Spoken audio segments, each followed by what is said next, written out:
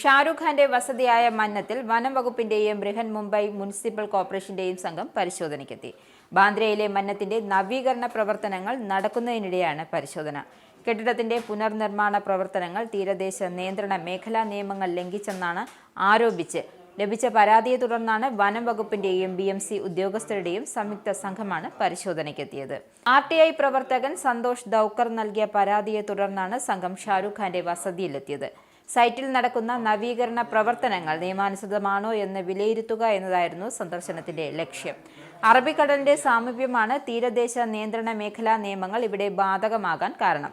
വനം വകുപ്പ് ഉദ്യോഗസ്ഥർക്കൊപ്പം BMCയുടെ HYD ward കെട്ടിട ഫാക്ടറി വിഭാഗത്തിൽ നിന്നുള്ള ഉദ്യോഗസ്ഥരും ഉണ്ടായിരുന്നു. ആവശ്യമായ എല്ലാ രേഖകളും നൽകുമെന്നും മന്നത്തിന്റെ പ്രതിനിധി അധികാരികൾ ഉറപ്പു നൽകിയതായാണ് വിവരം.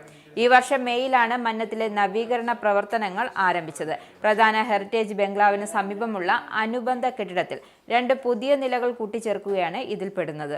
മന്നത്തിന്റെ പുതുക്കിപ്പണി നടക്കുന്നതിനാൽ ഷാരൂഖ് ഖാനും കുടുംബവും നിലവിൽ ബാന്ദ്രയിലെ സമീപത്തുള്ള ഒരു കെട്ടിടത്തിലാണ് താമസിക്കുന്നത്. ഇതുവരെ പരിശോധനയെക്കുറിച്ചോ പരാതിയെക്കുറിച്ചോ നടന്റെയോ അദ്ദേഹത്തിന്റെ പ്രതിനിധികളുടെയോ ഔദ്യോഗിക സ്ഥിരീകരണം ഉണ്ടായിട്ടില്ല.